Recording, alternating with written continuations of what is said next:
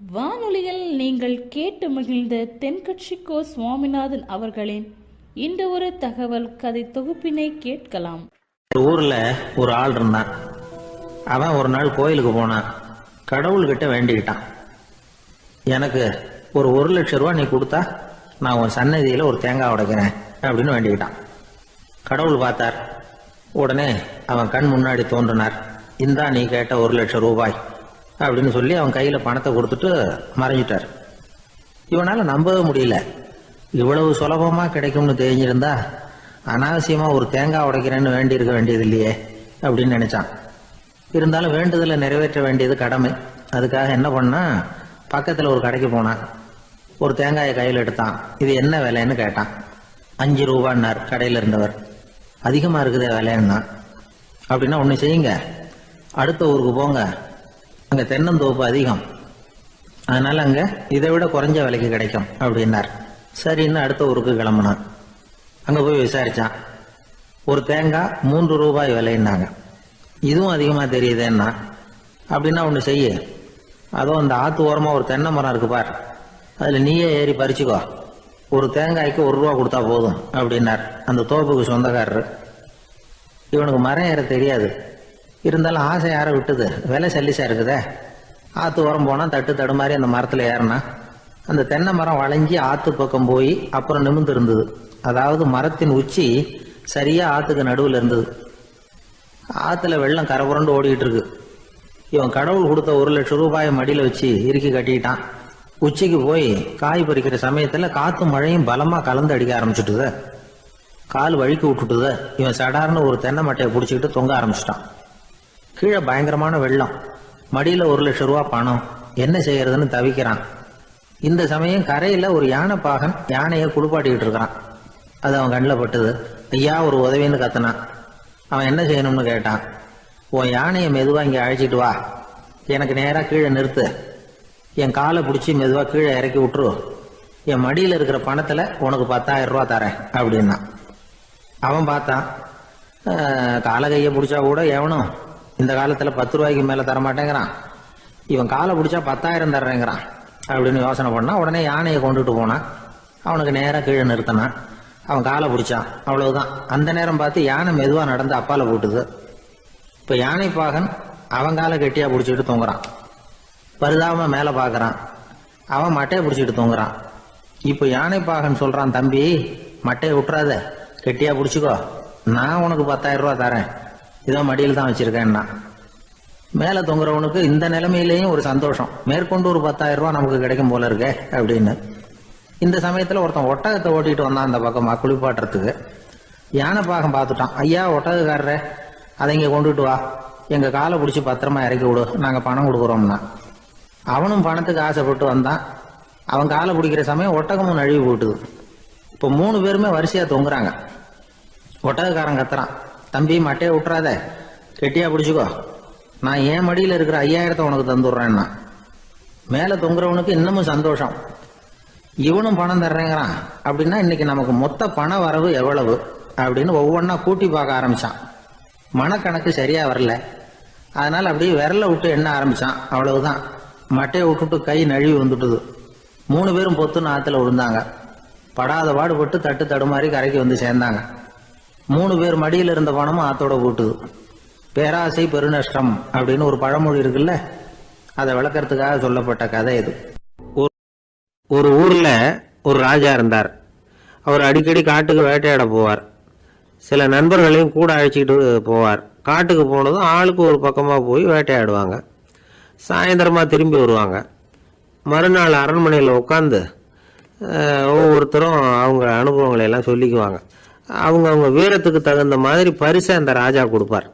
இது மாதிரி ஒரு தடவை எல்லாரும் வேட்டைக்கு போயிட்டு திரும்பி வந்ததும் உட்காந்து பேச ஆரம்பிச்சிருக்கிறாங்க. ஒருத்தன் சொன்னான், தன்னுடைய வீர செயலை பத்தி அளக்க ஆரம்பிச்சுட்டான். ஏன்னா அது எதுக்கு பரிசு கிடைக்க போகுதுல்ல, அதனால. அவன் என்ன சொன்னான் தெரியுமா? அரசே, நேற்றுக்கு காட்டுல என்ன ஆச்சு தெரியுமா? எனக்கு நேரா ஒரு சிங்கம் வாயை திறந்துட்டு வந்துட்டுது. நான் பயப்படவே இல்லை. உடனே ஒரு கல்லை எடுத்து குறி பார்த்து வீசினேன். சிங்கத்து வாய்க்குள்ள போய் அந்த கல் மாட்டிக்கிட்டுது. அவ்வளவுதான். அந்த சிங்கம் என்னை பார்த்துட்டு பயந்துட்டு ஒரே ஓட்டமா திரும்பி ஓடி போயிட்டுது அப்படின்னா. ஆஹா பலே, அப்படின்னு எல்லாரும் கை தட்டினாங்க. ரெண்டாவது ஆள் ஒருத்தன் எழுந்திரிச்சான். அவன் சொல்ல ஆரம்பித்தான், அரசே, நான் போன வழியில் 2 பெரிய மலைப்பாம்பு கிடந்தது, என்னை முழுங்கிறதுக்கு வந்தது. நான் என்ன பண்ணேன் தெரியுமா? அந்த 2 பாம்போட வாலையும் ஒன்றா சேர்த்து முடிச்சு போட்டுட்டேன், அவ்வளவுதான். அது அங்கே இழுக்க இது இங்கே இழுக்க முடிச்சு நல்லா இறுகி போட்டுது அப்படின்றான். ஆஹா, அற்புதம்னு சொல்லி எல்லாரும் கை தட்டினாங்களாம். அடுத்தபடியாக 3வது ஆள் ஒருத்தன் வந்தான். அவன் சொல்ல ஆரம்பித்தான், மன்னா, நான் போன பாதையில் குறுக்க ஒரு ஆறு, அதில் இறங்கி குளித்தேன். யாரோ காலை பிடிச்சி இழுக்கிறது மாதிரி இருந்தது. திரும்பி பார்த்தா ஒரு பெரிய முதலை. நான் உடனே அப்படியே ஒரு துள்ளல் துள்ளி அது முழுகில் போய் உக்காந்துக்கிட்டேன். அதை அப்படியே கரைக்கு நீந்த வச்சேன். கரைக்கு வந்து சேர்ந்ததும் அப்படியே ஒரே துள்ளி குதித்து கரைக்கு வந்துட்டேன் அப்படின்றான். அவன் தன்னுடைய வீரத்தை அப்படி சொல்லியிருக்கான். அடடா, எப்பேற்பட்ட வீரம் அப்படின்னு எல்லாரும் கை தட்டினாங்களாம். 4வது ஆள் எழுந்திரிச்சான். மன்னா, நான் போன இடத்துல ஒரு கரடி வந்து என்னை துரத்த ஆரம்பிச்சுட்டுது. நான் ஒரு மலை உச்சிக்கு வந்துட்டேன். அதுக்கப்புறம் ஒரு அடி எடுத்து வச்சாலும் அதில் பாதாளத்தில் விழ வேண்டியது தான். அந்த நேரம் பார்த்து ஒரு பெரிய ராட்சச கழுகு அந்த பக்கமாக பறந்து வந்தது. நான் உடனே அப்படியே உயர எழும்பி அந்த கழுகோட காலை பிடிச்சிக்கிட்டேன். அப்படியே தொங்கிக்கிட்டே வந்தேன். ஒரு நல்ல இடம் வந்ததும் தொப்புன்னு கீழே குதிச்சு நடந்து வந்துட்டேன்னா. இதுக்கும் எல்லாரும் கை தட்டுறாங்க. கடைசியாக ஒரு ஆள் எழுந்திரிச்சான். அரசே, நான் வந்து போன வழியில் ஒரு பெரிய யானை குறுக்க வந்தது. பயங்கரமாக சத்தம் போட்டுக்கிட்டே வந்தது. நான் பயந்து ஓடலை. உடனே என்ன பண்ணேன் தெரியுமா? அந்த யானையோட வாலை பிடிச்சி தூக்கினேன். தலைக்கு மேலே தூக்கி கரன்னு சுற்றினேன். வேகமாக சுற்றி வீசி எறிஞ்சேன், அவ்வளவுதான். அதே ஸ்பீடில் அந்த யானை மேலே போக ஆரம்பிச்சுட்டுது. இன்னும் கூட அது போய்கிட்டே தான் இருக்குது, கீழே விழவே இல்லைன்னா. இதை கேட்டதும் ராஜாவுக்கு கோபம் வந்துட்டுது. என்ன முட்டாள்னு நினச்சிக்கிட்டு பேசுறியா? யானையை வந்து நீ வாலை பிடிச்சி தூக்குன, அதை நான் நம்பணுமா அப்படின்னார். உடனே இவன் பணிவாக பதில் சொன்னான். அரசே, ஒரு சிங்கத்து வாயில் கல் மாட்டிக்கிட்டதை நம்புறீங்க, மலைப்பாம்பு வாலை பிடிச்சி முடிச்சு போட்டதை நம்புறீங்க, முதல்ல முதுகில் சவாரி பண்ணதையும் நம்புறீங்க, கழுகு காலை பிடிச்சிக்கிட்டு பறக்கிறதையும் நம்புறீங்க. அப்படி நம்புறப்ப நான் சொன்னதை மட்டும் நம்பக்கூடாதா அப்படின்னு கேட்டானான். பொய் சொன்னவங்கெல்லாம் தலையை தொங்க போட்டுக்கிட்டாங்களாம். ராஜா அவங்கள பார்த்து சொன்னாராம், நீங்கள் எல்லாரும் என்னை முட்டாளாக்கி இருக்கிறீங்க. கடைசியாக பேசின இவன் தான் எனக்கு உண்மை எது பொய் எதுங்கிறத புரிய வச்சிருக்கிறான். இவன் தான் உண்மையான தைரியசாலி அப்படின்னு சொல்லி அவனுக்கே பரிசையெல்லாம் கொடுத்து பாராட்டினாராம். இப்படி ஒரு கதை. உண்மையை நிலைநாட்டுகிறவன் தான் உண்மையான வீரன் அப்படிங்கிறத இதிலிருந்து நாம் புரிஞ்சுக்கணும். இந்த காலத்துல எல்லாம் பொய் சொன்னாதான் பிழைக்க முடியுங்கிறது ஒரு சில பேரோட நம்பிக்கை. ஒரு அப்பாவுக்கு தன் மகனுக்கு பொய் சொல்ல தெரியலையேங்கிற கவலை. பொய் சொன்னாதான் இந்த உலகத்தில் பிழைக்கலாம், ஆனால் இவனுக்கு அது தெரியலையே, அதனால் இவனை அழைச்சிட்டு போய் நடுக்கடலில் விட்டுட்டு வந்துடுவோம் அப்படின்னு அழைச்சிட்டு புறப்பட்டான். கடற்கரைக்கு போனான். மகனுக்கு சந்தேகம், எங்கேப்பா என்னை அழைச்சிட்டு போகிறேன்னு கேட்டிருக்கான். கடலில் மீன் பிடிக்க கற்றுக் கொடுக்க போகிறேன் உனக்கு அப்படின்னானா. நான் ஏற்கனவே மீன் பிடிச்சிட்டேனேன்னானா இவன் மகன். எங்கே அதுன்னு கேட்டிருக்கான். அப்பங்காரன். சுட்டு சாப்பிட்டுட்டேன்ருக்கான் புள்ள. அப்பங்காரன் பார்த்தான், சரி நம்ம புள்ள பொழைச்சிக்கோ அப்படின்னு சொல்லி திருப்பி அழைச்சிட்டு வந்துட்டானா. இணை புரியாத 2 நண்பர்கள் இருந்தாங்களாம். 2 பேரும் விடாமல் சிகரெட்டு குடிக்கிறவங்க. அதில் ஒருத்தன் செத்து போட்டான். இன்னொருத்தன் அதுக்கப்புறம் 2 சிகரெட்டாக குடிக்க ஆரம்பித்தானா. ஏன் இப்படி பண்ணுறேன்னு கேட்டிருக்காங்க. நான் ஒரு சிகரெட்டு தான் குடிக்கிறேன், செத்து போன என்னுடைய ஃப்ரெண்டு இருக்கானே செத்து போனவன், அவனுக்காக இன்னொரு சிகரெட்டு குடிக்கிறேன் அப்படின்னு நானா. இது ரொம்ப ஆபத்து, விட்டுடு அப்படின்னு சொல்லியிருக்காங்க. சரின்னு ஒத்துக்கிட்டான். ஆனால் அதுக்கப்புறமும் ஒரு சிகரெட் வீதமாக குடிச்சிக்கிட்டே இருந்தான். சிகரெட்டு பழக்கத்தை நீ இன்னும் விடலையான்னு கேட்டாங்களாம். அந்த பழக்கத்தை நான் எப்போ விட்டுட்டேன், இப்போ நான் குடிக்கிறது என் ஃப்ரெண்டுக்காக அப்படின்னு நானா. இவங்கெல்லாம் எப்படி திருந்துறது? ஒரு நாள் ஒரு தகப்பனார் தன்னுடைய பிள்ளைய அழைச்சிட்டு வந்தார். சார், இவன் சரியாக படிக்க மாட்டேங்கிறான், பெரியவங்களை மதிக்க மாட்டேங்கிறான், நீங்கள் கொஞ்ச நாள் இவனுக்கு குருவாக இருந்து நல்ல விஷயங்களை சொல்லி கொடுத்தா தேவையில்லைன்னார். பெரியவங்களையே மதிக்காதவன் எப்படி என்ன மதிக்க போகிறான் அப்படிங்கிறது நமக்கு யோசனை வரும் இல்லையா? வேணாங்க என்னை விட்டுருங்க அப்படின்னோம். அவர் விட மாட்டேன்னு விட்டார். இல்லைன்னா அவரே சிஷ்யன் ஆகிடுவார் போல இருந்தது. சரி, வேறு வழி இல்லாமல் அந்த பையனையே என்னுடைய சீடை நான் ஏற்றுக்கிட்டு உபதேசம்லாம் பண்ண ஆரம்பித்தோம். அதாவது குரு பக்தின்னா அது எப்படி இருக்கணுங்கிறத பற்றி சொல்லி கொடுத்தோம் அவனுக்கு. சதமகர் அப்படின்னு ஒரு குரு இருந்தார். அவருக்கு ஒரு சீடர். அவன் பேர் துளசி சைதன்யன். நைஷ்டிக பிரம்மச்சாரி. தன்னுடைய குருவுக்கு எந்த நேரத்தில் எது தேவைங்கிறத புரிஞ்சுக்கிட்டு சேவை செய்கிறவன். ஆனால் இவனை பற்றி மற்ற சீடர்களுக்கு பொறாமல் வந்துட்டுது. இவன் மட்டும் இப்படி இருக்கானேன்னு உடனே குருக்கிட்ட போய் கோல் மூட்டினாங்க. அவன் சரியில்லை, அவன் நடந்துக்கிறது சரியில்லை அப்படி இப்படின்னு எதையாவது சொல்லி. இருந்தாலும் இதையெல்லாம் அந்த குரு நம்பலை. அவருக்கு தெரியும் யார் யார் எப்படின்னு. துளசி சைதன்யன் பெருமையை மற்ற சீடர்களுக்கு உணர்த்தணும் அப்படின்னு நினைச்சார். அதுக்கு ஒரு வழி பண்ணார்.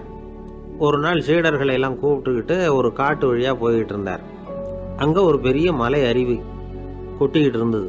குரு சீடர்கள் பக்கம் திரும்பினார். இந்த மலையின் மேலே இருந்து அந்த படுபாதாளத்தில் குதிக்கிறதுக்கு உங்களில் யார் தயார் அப்படின்னு கேட்டார். ஒரு சீடனும் ஆய திறக்கலை, ஒதுங்கி நின்றுக்கிட்டாங்க. பின்னாடி மூட்டை முடிச்சோடு வந்துக்கிட்டு இருந்தான் துளசி சைதன்யன். அவனை பார்த்தார். இந்த பாருப்பா, நீ மேலே இருந்து அந்த அருவியில் குதி அப்படின்னார். அப்படியே செய்கிறேன் சுவாமின்னா ஓடி போய் பொத்துன்னு குதிச்சுட்டான். அடுத்த கணமே குருநாதர் தன்னுடைய யோக சக்தியால் பறந்து போய் அவன் கீழே விழுந்துடாமல் தாங்கி பிடிச்சி கொண்டுகிட்டு வந்துட்டார். மற்ற சீடர்களுக்கெல்லாம் ஒரு மாதிரி ஆயிட்டுது. அடுத்தபடியாக என்ன பண்ணலாம்னு யோசித்தாங்க இவனை மாட்டி விடுறதுக்கு. ஒரு நாள் வெத்தலை அடிக்கிற ஒரு சின்ன உரலையும் உலக்கையையும் எடுத்து ஒளிய வச்சுட்டாங்க. சதமகர் சன்னியாசி இல்லை, அவர் வெத்தலை போடுவார். பல்லு சரியில்லை, அதனால் இடித்து தான் வெத்தலையை போடணும். திடீர்னு வெத்தலை பாக்கு கேட்டார். வழக்கமாக உரலில் இடித்து தர்றது தான் துளசியின் பழக்கம். உரலை தேடினா கிடைக்கல, என்ன பண்ணுறது? குரு கேட்டுவிட்டாரே, குரு சேவை தானே முக்கியம். என்ன பண்ணால் வெத்தலை பாக்க தன்னுடைய வாயில் போட்டு முன்னும் அதை எடுத்து அவர்கிட்ட கொடுத்துட்டான். குரு எதையோ படிச்சுக்கிட்டே அதை வாங்கி வாயில் போட்டுக்கிட்டார். துளசி இன்னைக்கு தாம்பூலம் நல்லா இடிக்கப்பட்டிருக்கு, ருசியாக வேற இருக்குது, அதை இடித்த பாத்திரத்தை என் கண்ணால் பார்க்கணும்னு ஆசையாக இருக்குன்னு விட்டார். அதை மட்டும் அனுப்பி போய் நீ வர வேண்டான்னு வேற சொல்லிவிட்டார். இதை கேட்டதும் துளசி தவிச்சு போயிட்டான். இவன் போகாமல் எப்படி வாயை மட்டும் அனுப்பி வைக்க முடியும்? இவன் தவிக்கிறத பார்த்ததும் மற்ற சீடர்களுக்கெல்லாம் மனசுக்குள்ளே ரொம்ப சந்தோஷம். துளசி கொஞ்சமும் யோசிக்கலை. வாழை எடுத்தான், தன்னுடைய தலையவே அப்படியே அறுத்து வெட்டி எடுத்தான். இன்னொரு சீடங்கிட்ட கொடுத்துட்டான், எடுத்துகிட்டு போன்னு சொல்லி. கொண்டுட்டு போய் குரு முன்னாடி வைக்கிறாங்க. அந்த தலையில் வாய் திறந்துருக்கு, வெத்தலை போட்டு முன்னு இருந்தது, தெரிஞ்சு போச்சு, சிவப்பாக இருந்தது. அவனுடைய குரு பக்தியை இப்போ எல்லாரும் ஒத்துக்கிட்டாங்க. அதுக்கப்புறம் குரு சதமகர் தன்னுடைய அற்புத திறமையினால் அந்த தலையை மறுபடியும் ஒட்ட வச்சுட்டார். துளசிக்கு உயிர் வந்துட்டுது. இப்படி ஒரு பெரிய கதை உண்டு. அதாவது துளசி சைதன்யன் அவனுடைய குரு பக்தி எப்படி அப்படின்னு கேட்டோம். ரொம்ப அபாரம் அப்படின்னு அந்த பையன் அடக்கமாக, சும்மா விளையாட்டுக்காக தான் அப்படி அவங்ககிட்ட கேட்டோம். ஏன்பா உன்னுடைய குரு பக்தியை என்கிட்ட காட்டுறதுக்கு உன்னோட கழுத்தை நீயே அறுக்கணும்னு நான் சொன்னேன், அதை நீ செய்வியா அப்படின்னு கேட்டோம். என்னுடைய கழுத்தை நானே அறுக்க வேண்டிய அவசியம் இல்லை சார் அப்படின்னா அவன். ஏண்டான்னு, அதே காரியத்தை தான் இனிமேல் நீங்கள் தினமும் செய்ய போகிறீங்களே சார் அப்படிங்கிற. ஒருத்தர் ஓடி வந்தார். இன்னொருத்தரை பார்த்து, சார் உங்கள் சைக்கிளை ஒரு நாள் இரவல் கொடுங்களேன், பக்கத்து ஊருக்கு போயிட்டு வர வேண்டியிருக்கு அப்படின்னார். இவர் சைக்கிளை கொடுத்து பத்திரமா கொண்டுகிட்டு போங்கன்னார். சார் இதை பத்திரமா கொண்டு போகிறேன், கவலையே வேணாம், ஏன்னா இது உங்களோட சைக்கிள் அப்படின்னு நான் நினைக்கல, என்னோட சைக்கிளாக நினைக்கிறேன் அப்படின்னார். அதுக்கப்புறம் தான் இவருக்கு உண்மையாகவே பயம் வந்துட்டுது. ஏன்னா அவர் சொன்னது மாதிரி அதை தன்னோட சைக்கிளாகவே நினச்சி தள்ளிட்டு போட்டால் என்ன பண்ணுறது? எதை நம்முடையதாக நினைக்கணுங்கிறதுக்கு ஒரு வரையறை இருக்குது. சில பேர் ஆஃபீஸையே வீடாக நினச்சி விட்றது உண்டு. அப்படிப்பட்டவங்க கூட வீட்டை ஆஃபீஸாக நினைக்கிறதில்ல. ஏன்னா வீட்டில் இவர் ஆஃபீஸராக நடந்துக்க முடியறதில்ல. இதெல்லாம் ஒரு பக்கம் இருக்கட்டும். இப்போ விஷயத்துக்கு வருவோம். பொறியியல் மேதை டாக்டர் விஸ்வேஸ்வரய்யா இருந்தார் இல்லையா, பாரத ரத்னா விருதெல்லாம் கொடுத்தாங்களே. ஆஃபீஸ் வேலை வேறு, சொந்த வேலை வேறு அப்படிங்கிறதுக்கு ஒரு உதாரணமாக இருந்தவர் அவர். மைசூர் மகாராஜா கிட்ட திவானாக இருந்தார். அவர் ஒரு நாள் அரசாங்க வேலை காரணமாக வெளியூர் போயிருந்தார். ஹாசன்கிற ஊருக்கு பக்கத்தில் ஒரு பயண மாளிகை, அங்கே தங்கிவிட்டார். ராத்திரி அங்கே தங்கி இருந்துட்டு விடிஞ்சதும் ஊருக்கு திரும்புறதாக திட்டம். ராத்திரி தூங்கிறதுக்கு ரொம்ப நேரம் ஆகிட்டுது. ரொம்ப நேரம் வரைக்கும் அரசாங்க சம்பந்தப்பட்ட வேலைகளையே பார்த்துக்கிட்டு இருக்கிறார். அரசாங்க ஃபைல்கள் நிறைய இருந்தது. அதையெல்லாம் ஒவ்வொன்றா எடுத்தார், படித்து பார்த்தார், பரிசீலனை பண்ணார். அதில் எழுத வேண்டியதை எழுதினார், கையெழுத்து போட்டார். ஒரு வழியாக அந்த வேலையெல்லாம் முடிஞ்சுது. அதுக்கப்புறம் என்ன பண்ணார்னா, தன்னுடைய சூட்கேஸை திறந்தார். அதிலேருந்து 2 மெழுகுவத்தியை எடுத்து கொளுத்தி வச்சார். அந்த பயண மாளிகையில் அது வரைக்கும் எரிஞ்சிக்கிட்டு இருந்த மின்சார விளக்குகளை அணைச்சிட்டார். அதுக்கு பிறகு அந்த மெழுகுவத்தி வெளிச்சத்தில் சில புத்தகங்களை தொடர்ந்து படிக்க ஆரம்பிச்சிட்டார். அந்த பயண மாளிகையில் பணியாளராக இருந்தவர் இதை பார்த்துட்டு ஓடி வந்தார். மறுபடியும் மின் விளக்கை போடுறதுக்காக போனார். விஸ்வேஸ்வரய்யா அதை பார்த்துட்டு போட வேணாம்ட்டாராம். இது வரைக்கும் நான் அரசாங்க அலுவல்களை கவனிச்சிக்கிட்டு இருந்தேன், அதனால் மின் விளக்குகள் அப்போ எரிஞ்சதில் தப்பு இல்லை. இப்போ நான் புத்தகம் படிச்சுக்கிட்டு இருக்கேன், இது என்னுடைய சொந்த வேலை, இங்கே இருக்கிற மின் விளக்கு அதுக்காக ஏன் எரியணும் அப்படின்னு கேட்டாராம். இப்போ இருக்கிற சில அரசு பணியாளர்கள்கிட்ட இந்த சம்பவத்தை பேச்சோட பேச்சாக சொல்லி பார்த்தேன். அவங்களால இதை ஜீரணிக்கவே முடியல. நேர்மை தேவை தான் சார், அதுக்காக அவ்வளவு தூரத்துக்கு அது தேவையா அப்படிங்கிறாங்க. விஸ்வேஸ்வரையா அப்படி பண்ணினது தான் ஒரு நேர்மையாளர் அப்படின்னு இந்த உலகத்துக்கு நிரூபிக்கணுங்கிறதுக்காக இல்லை. தான் அப்படி நடந்து காட்டினா தன்னை சுற்றி இருக்கிறவங்களும் அதை கேள்விப்படுறவங்களும் முடிஞ்ச அளவுக்கு பொது வாழ்க்கையில் அரசு பணியில் நேர்மையை கடைபிடிக்க முயற்சி பண்ணலாமே அப்படிங்கிறதுக்காகத்தான். இப்போவும் சில பேர் இருக்கிறாங்க, இவங்க ஆஃபீஸ் வேறு வீடு வேறேன்னு நினைக்கிறதில்ல, அவ்வளோ உரிமை. ஒருத்தர் அப்படி தான், அவருக்கு அவசரமாக 5000 ரூபா தேவைப்பட்டது. ஆஃபீஸு பணத்தை எடுத்துக்கிட்டார். அந்த நேரம் பார்த்து ஆடிட் வந்துட்டுது. ஆப்பிட்டுக்கிட்டார். விசாரணை நடக்குது. அவர் சொல்கிறார், சார் நான் நேரம் காலம் பார்க்காம ஆஃபீஸில் வேலை செய்வேன். ஏன்னா அதை என்னோடய ஆஃபீஸாக நினைக்கிறேன். அவசரத்துக்கு அந்த பணத்தை எடுத்தேன். மறுபடியும் வச்சுடலாம்னு தான் இருந்தேன். அதுக்குள்ளே இப்படி ஆகிட்டுது. நீங்கள் என்ன நினச்சாலும் சரி, நான் ஆஃபீஸ் வேறு வீடு வேறு அப்படின்னு நினைக்கிறதில்ல. அது என்னோடய சுபாவம் அப்படின்னார். விசாரணை பண்ணவர் தீர்ப்பு வழங்கினார். உங்கள் சுபாவத்துக்கு மதிப்பு கொடுத்து நானும் தீர்ப்பு வழங்குறேன். நீங்கள் கொஞ்ச நாள் ஜெயிலில் இருந்துட்டு வாங்க. அது உங்களுக்கு கஷ்டமாக இருக்காதுன்னு நினைக்கிறேன். ஏன்னா அங்கே போனாலும் நீங்கள் உங்கள் சுபாவப்படி வீடு வேறு ஜெயில் வேறேன்னு நினைக்க மாட்டீங்க அப்படின்னாராம். சாலை ஓரமாக அழுதுகிட்டு உட்காந்துருந்தான். பிச்சை எடுத்து சாப்பிட்ற ஒருத்தன் அந்த பக்கமாக வந்தான். இவனை பார்த்தான். ஏன் அழுதுகிட்டு உட்காந்துருக்கிற, என்னாச்சு உனக்கு அப்படின்னு கேட்டான். அதுக்கு இவன் சொன்னான், என்கிட்ட ஒன்றுமே இல்லை, நான் இந்த உலகத்தில் இருந்து என்ன பிரயோஜனம், அதனால தான் அழுதுகிட்டு இருக்கிறேன் அப்படின்னா. உன்கிட்ட மறைஞ்சிருக்கிற புதையல் என் கண்ணுக்கு நல்லா தெரியுது, அது உனக்கு புரியல, அதனால தான் அழுதுகிட்டு இருக்கிற அப்படின்னா. என்னது புதையல் இருக்குதா, உன் கண்ணுக்கு தெரியுதா அப்படின்னு கேட்டான்.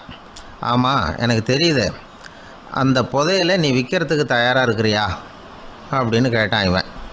இதை கேட்டதும் அந்த இளைஞனுக்கு ரொம்ப ஆச்சரியமாக போச்சு. என்னது இப்படி கேட்குறானே அப்படின்னு.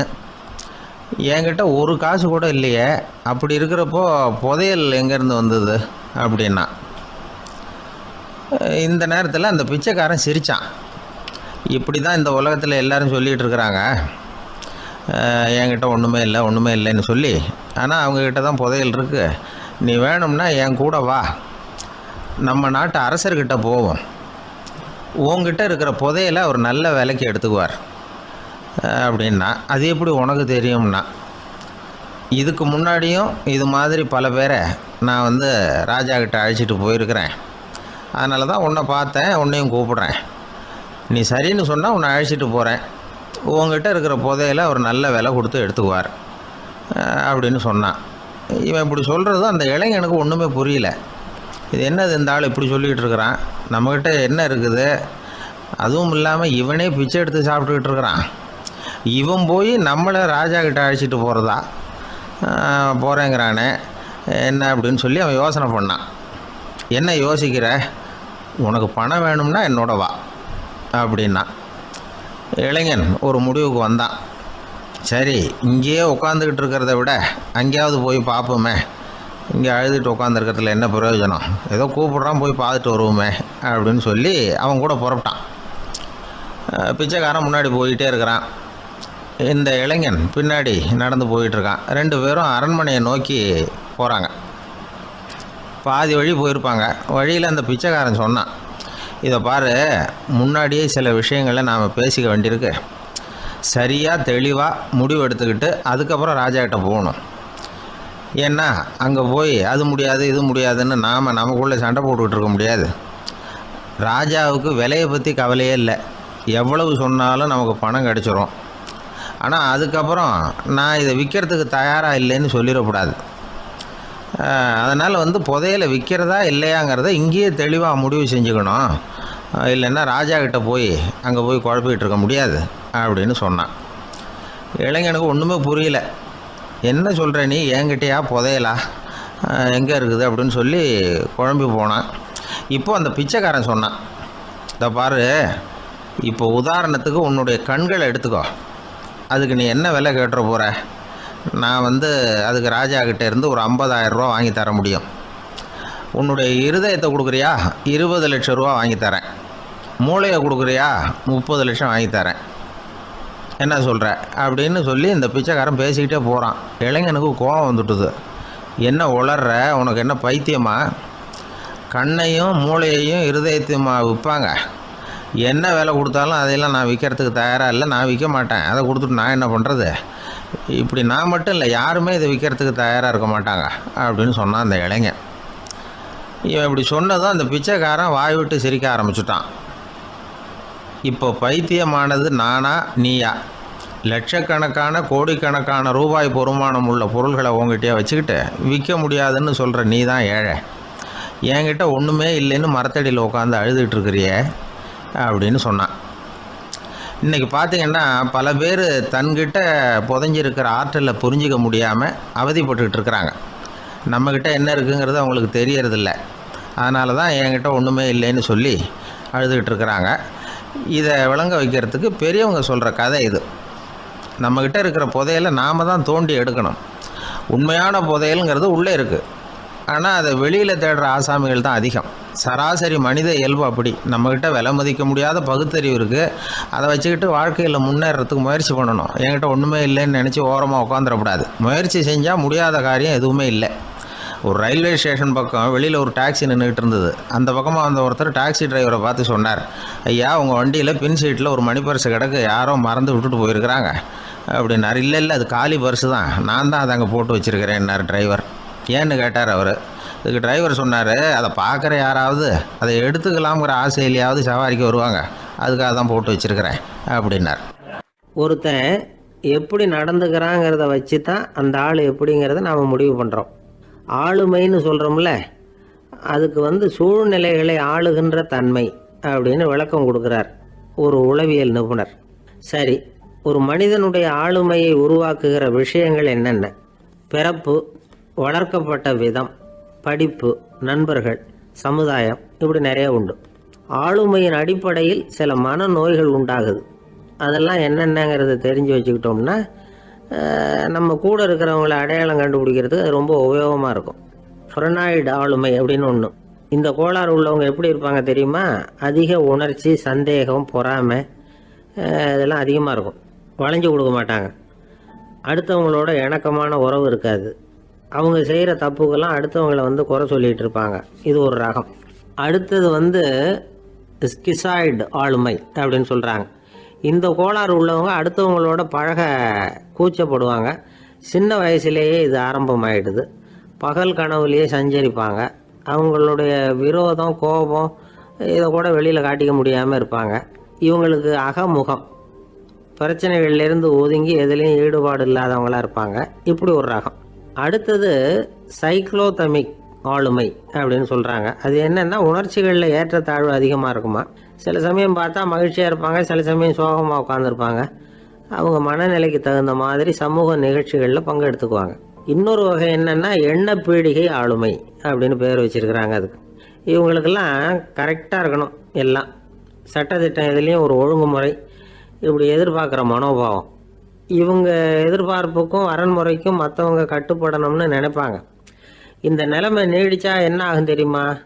அலைக்கழிக்கிற எண்ணங்கள் திரும்ப திரும்ப ஒரே செயலை செய்ய தூண்டுற மன தளர்ச்சிக்கு ஆளாயிடுறாங்க. அடுத்தது ஹிஸ்டீரியா ஆளுமை. சின்ன விஷயத்தையெல்லாம் பெருசுப்படுத்தி நாடகமாக்குற நடிகர்கள் இவங்க. உணர்ச்சி அதிகம் உள்ளவங்க. இவங்க மன எழுச்சியில் பக்குவமின்மை, குழந்தைத்தனம், முதிர்ச்சியின்மை எல்லாம் இருக்கும். தன்னலம் மிக்க குணம்.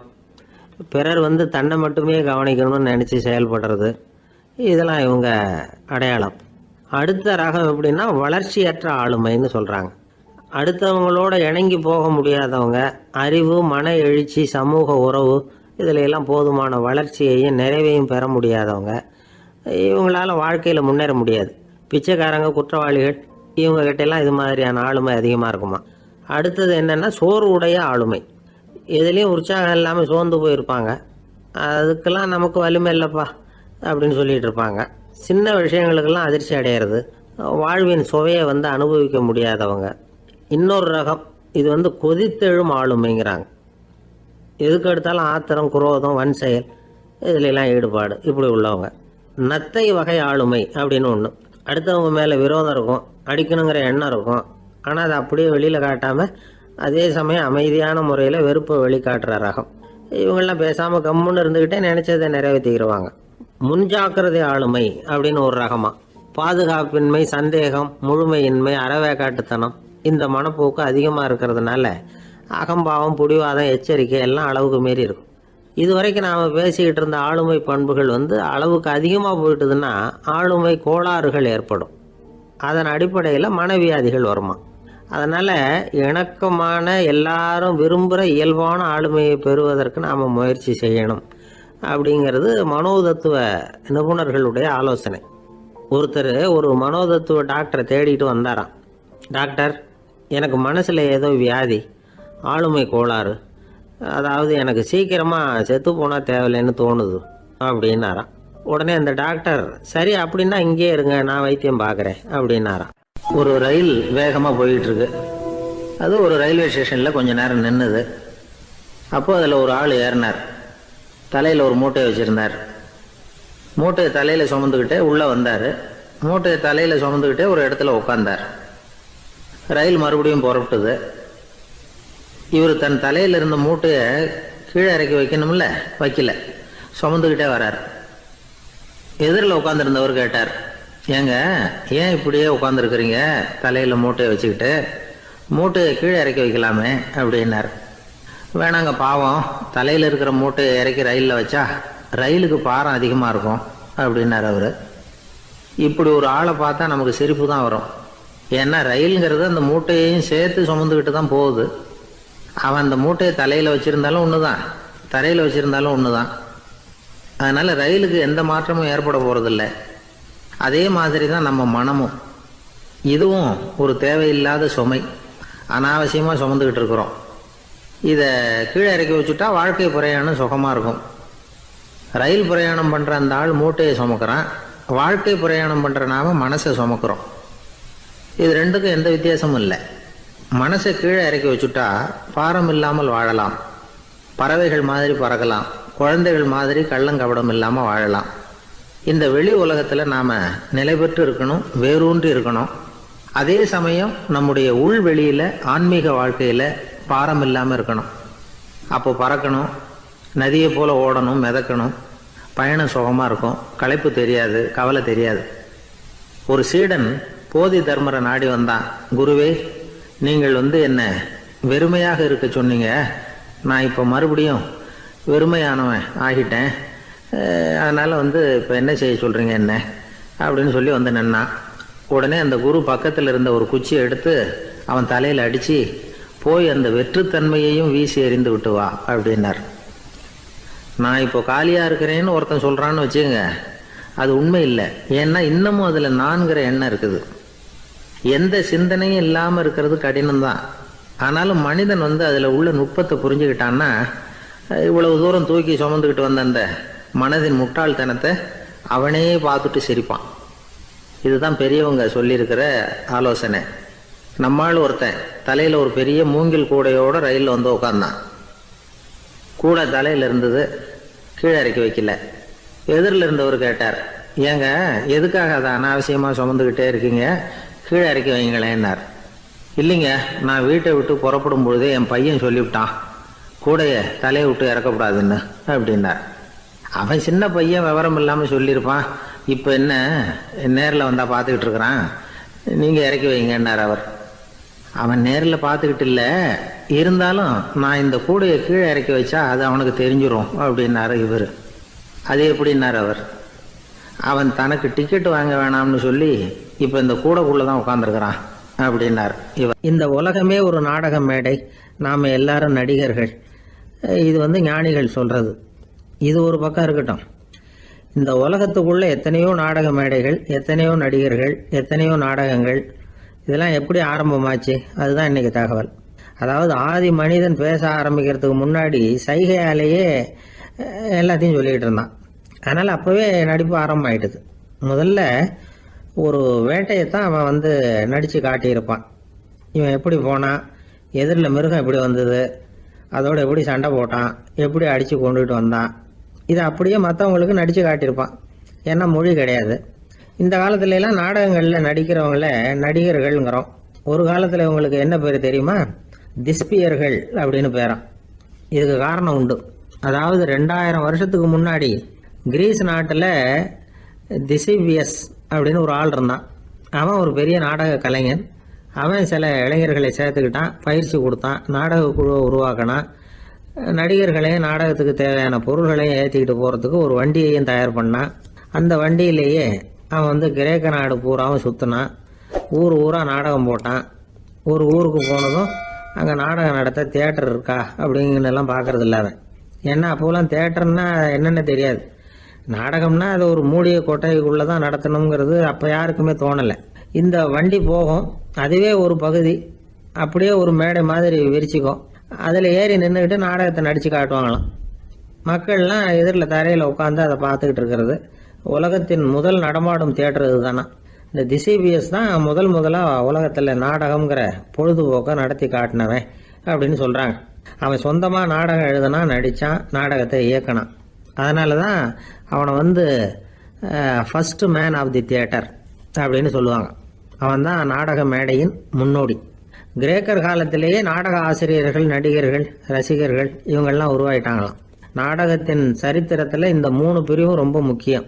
அதாவது கிரேக்க தியேட்டர்கள்லாம் திறந்த வெளி மேடைகள் தான். பெரும்பாலும் மலைச்சரிவுகள், அதுவே படிப்படியாக பண்ணியிருப்பாங்க. கீழே அரைவட்ட வடிவில் மேடை, அதுக்கு ஆர்கெஸ்ட்ரான்னு பேர். பிற்காலத்தில் இதில் உட்காந்து இசைக்குழுவினர் வாய்ச்சதுனால இசைக்குழுவுக்கே ஆர்கெஸ்ட்ராங்கிற பேர் வந்துட்டுது. இப்போ கிரேக்க தியேட்டர்களில் ஒன்று, அதோட காலம் கிமு 340. அதை இன்னமும் பாதுகாத்து வச்சிருக்கிறாங்களாம். எபிடாரஸ் அப்படிங்கிற இடத்துல அது இருக்குதான். இன்னமும் அந்த தியேட்டரை பயன்படுத்திக்கிட்டு வர்றாங்களாம். சிறந்த கிரேக்க நாடகங்கள்லாம் அங்கே நடிக்கிறாங்களாம். ஆரம்ப காலத்திலேயே கட்டணம் கிடையாது. அப்புறம் பின்னாடி தான் நுழைவு கட்டணம்லாம் அப்படியே வந்துட்டு தான். நடிகர்கள் பளபளப்பான ஆடைகள் உடுத்தியிருப்பாங்களாம். இந்த குதிகால் உயர்ந்த காலணிகள் போட்டிருப்பாங்களாம். இதெல்லாம் பழைய குறிப்புகள். பலவிதமான உருவங்களில் மாஸ்க் அப்படின்னு சொல்லப்படுற முகமூடி. அதனால் ஒரே நடிகர் பல வேடங்களில் நடிக்கிறது உண்டான். ஆரம்பத்தில் பெண் நடிகர்கள் கிடையாது, எல்லாம் ஆண் நடிகர்கள் தான். ரோமானியர்கள் தான் முதல் நிரந்தர நாடக மேடையை கட்டினவங்க. அதுதான் முதல் தியேட்டர். கிமு 1048 காலகட்டத்தில் பாம்பிங்கிற நகரத்தில் அதை கட்டியிருக்கிறாங்களாம். கிரேக்க ரோமானிய தியேட்டர்களின் அடிப்படையிலேயே இந்த இத்தாலிய வடிவ அமைப்பாளர்கள் இந்த குதிரை லாட வடிவில் ஒரு ஆடிட்டோரியத்தை உருவாக்கினாங்களாம். இப்படி அதை பற்றி நிறைய தகவல் இருக்குது. 1576 லண்டனில் இந்த வின்ஸ்பர்ரி, அப்புறம் இந்த பில்ட்ஸில், அப்புறம் ஜேம்ஸ் இப்படிங்கிறவர் முயற்சியால் தான் இங்கிலாந்தில் முதல் தியேட்டர் உருவாச்சான். அப்படி ஒருத்தர் இருந்தாராம். உலக நாடக மேடையின் வரலாறு இதுதான். அதாவது இப்பெல்லாம் அறிவியல் வளர்ச்சி அதிகமாயிட்டுது. திரைப்படம், தொலைக்காட்சி எல்லாம் வந்தாச்சு. ஒவ்வொரு வீடுமே ஒரு குட்டி தியேட்டர் மாதிரி ஆயிட்டுது. தொலைக்காட்சி முன்னாடி உட்காந்து எழுந்திருக்கவே மனசு வர்றதில்லை. ஒரு அம்மா ஒரு மனோதத்துவ டாக்டரை தேடிட்டு வந்தாங்களாம் இந்த காலத்தில். டாக்டர், எங்கள் வீட்டுக்காரர் எப்போ பார்த்தாலும் டிவி முன்னாடி உட்காந்துக்கிட்டு அதையே வெறிச்சு பார்த்துக்கிட்டு இருக்கிறார், உத்து பார்த்துக்கிட்டு இருக்கார், எனக்கு சந்தேகமாக இருக்குன்னாங்களாம். இது மனக்கோளாறு இல்லைங்க, ஆர்வ கோளாறு, அவ்வளவுதான், இதுக்காக பயப்படாதீங்கன்னாரான் டாக்டர். அப்படி இல்லை டாக்டர், டிவி ஓடும் பொழுது நாம் எல்லாம் அதை பார்க்குறோம் சரி, ஆனால் அவர் அப்படி இல்லை, டிவியை நிறுத்தினதுக்கு அப்புறமும் அதையே உத்து பார்த்துட்டு உட்காந்துருக்கிறார், அதனால தான் சந்தேகப்பட்டு உங்ககிட்ட வந்தேன் அப்படின்னாங்களாம்.